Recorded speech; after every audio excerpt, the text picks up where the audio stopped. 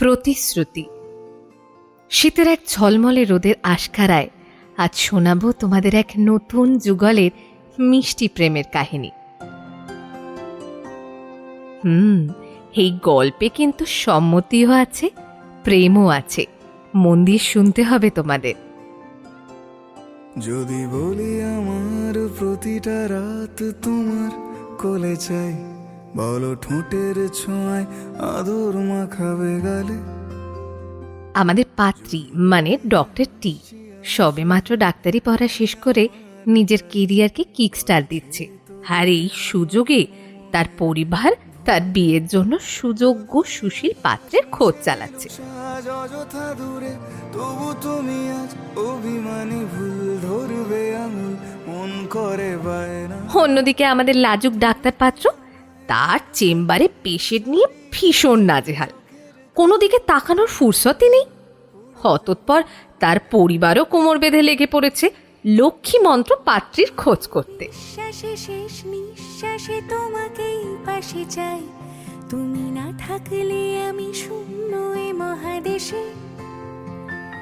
যদি ঘুমিয়েও পড়ে শেষ ঘুমে আমি তবু তোমাকে চাই, তুমি স্বপ্নে স্বরূপ কথারই দেশে। কিন্তু কথায় আছে না, বিধাতা সকলের জন্য সুন্দর করে সবটা সাজিয়ে রাখে। ঠিক তাই হলো। ম্যাট্রিমোনিয়াল সাইটে হাজার হাজার প্রোফাইল পেরিয়ে আমাদের পাত্রী ও পাত্রের দুই প্রোফাইল খুঁজে পেল নতুন দুই পরিবারকে। আলাপ আলোচনার পরে পরিবারের কথা এগুলো। পালা এলো আমাদের ব্যস্ত পাত্র পাত্রীর নিজেকে একটু চেনা। একদিন সুন্দর ঝলমলের দিনে দেখা হলো ডক্টর অনির্বাণের সাথে ডক্টর তানিয়ার।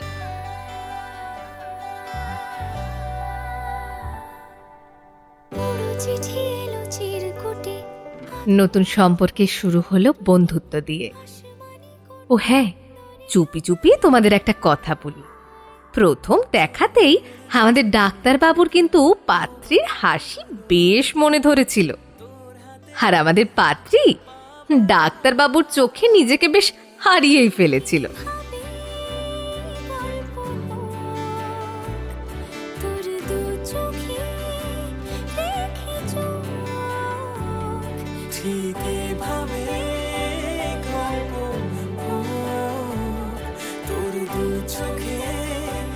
যত দিন যেতে লাগলো পরিবারের সাথে সাথে দুটি অচেনা হৃদয় একে অপরের কাছে আসতে আরম্ভ করলো। মেলবন্ধন হলো এই নতুন জুটি। শুধু তো আমার গল্প,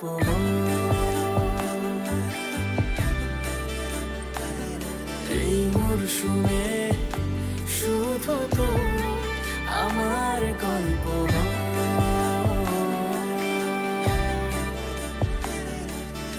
অনুভূতিগুলো সব যেন লাগাম ছাড়া পাহাড়ি খরস্রোতা নদী।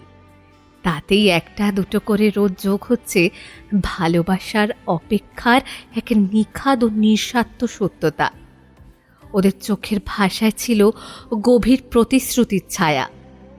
আজ সারা বেলা কাটে না সময়, শুধু মনে মনে কি যেন কি হয়। কয়েক মাস আগেও যে মানুষ দুটো একে অপরকে চিনত না, সেই মানুষগুলো কখন যেন অজান্তেই দমকা হাওয়ায় ঢুকে পড়েছে একে অপরের মনের গভীরে।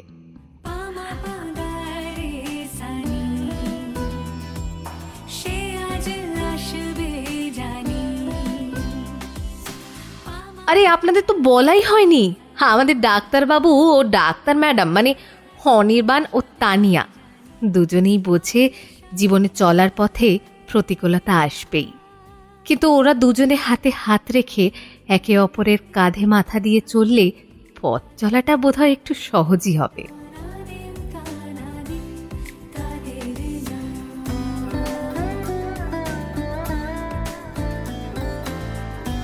ঠিক যেমনটা একটি সুপ্ত বীজ যেমন পর্যাপ্ত আলো বাতাস জল পেলে ধীরে ধীরে অঙ্কুরিত হয়, ভালোবাসার আবেগটাও ঠিক তেমনই।